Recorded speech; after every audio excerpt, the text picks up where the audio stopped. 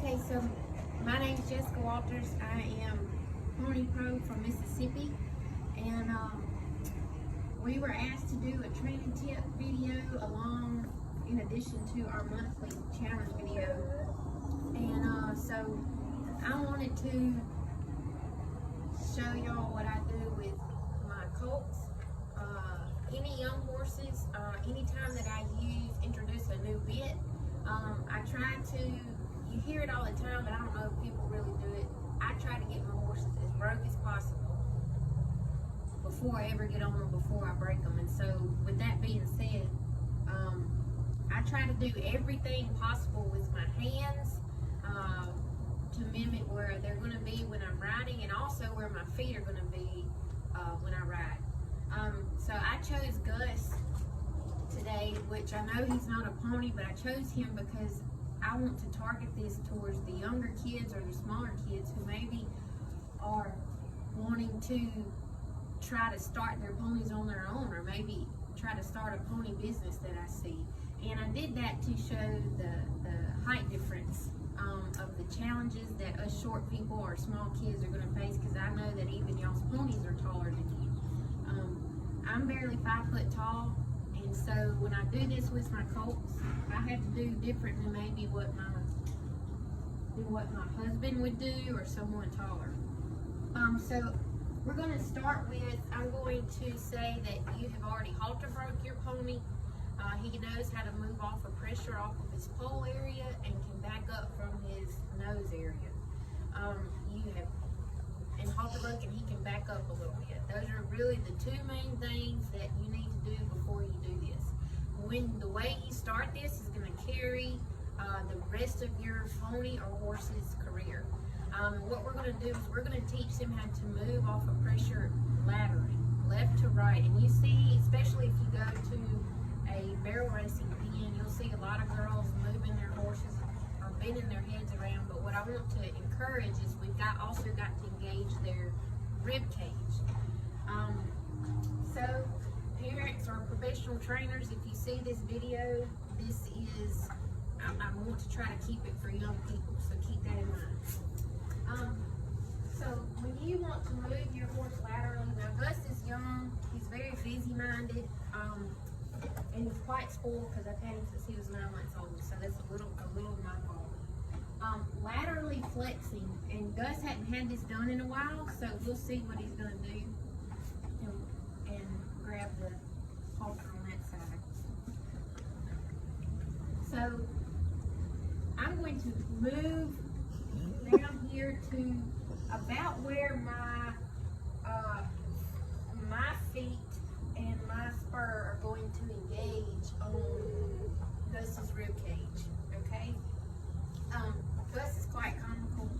He's a character. And with that, make sure y'all can see. I'm going to step right here, and if they move the first couple times, they're going to. I have Patty tied up in the back to do a video with her, and so I'm going to move him back around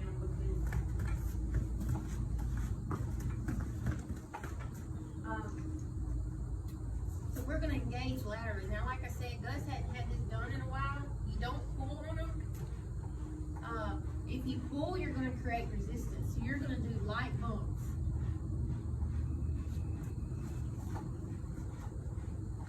And when he gives to you, you give back. Pressure release. Release is the reward. Okay?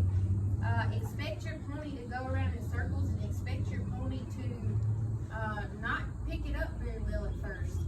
And the slightest give right there is your reward. Now that's what's going to teach your pony eventually. You may get your release here, you may get your release all the way back here, you may get your release all the way to his rib cage.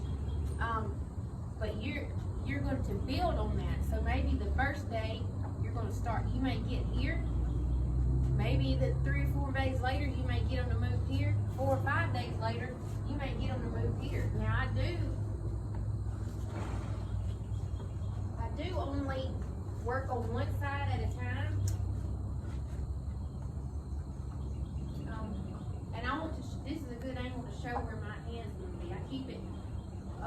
withers, and I try to stay where my leg is going to be.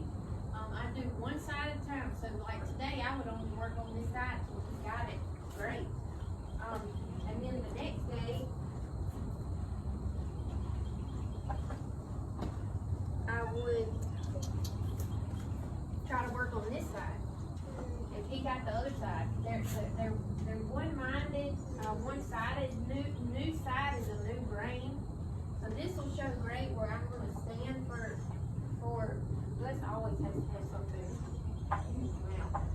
This will show where I'm going to stand to engage Gus and with my hands. Now, for this side, Gus is pretty good at this on days whenever he doesn't need a lead rope in his mouth. But when we do it, we're going to pull up and mimic exactly where our hands are going to be. See, that's a good picture of what they're going to do.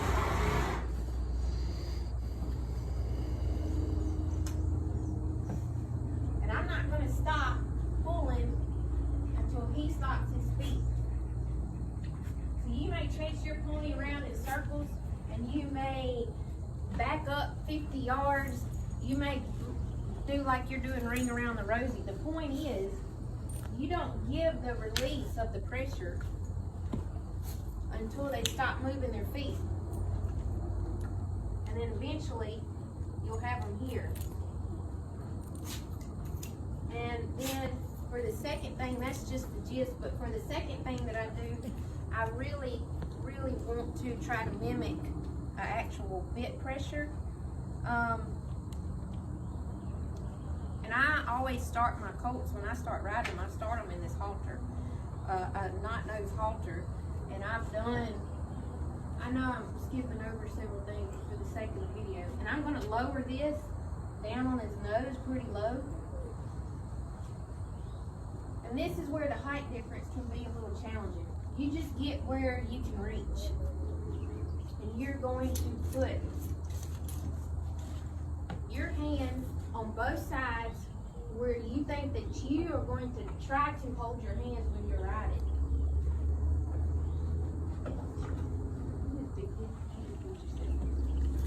Now, with this is how I would introduce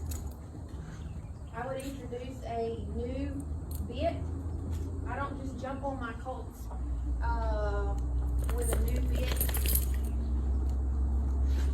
that I've never been on before and go and ride, because you hit the ground hard enough, your head starts getting softer. And so this is how I taught Gus to bend laterally before I got on him. So that whenever I got on him, these cues were not new. He knew exactly what to expect and what to do. And so therefore, none of this freaked him out on our first ride. On our first ride, he could bend laterally both directions. He could also give to his rib cage and pivot on his hindquarters. And to do that, I'm going to do the same thing. My hands are up where I would try to put these.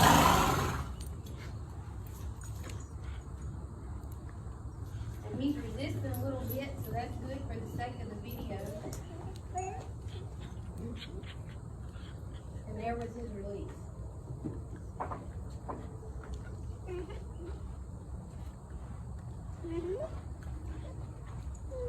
And he's moving on this one. Good for the sake of the video, so I don't stop when his feet stop. That's the gist of the video.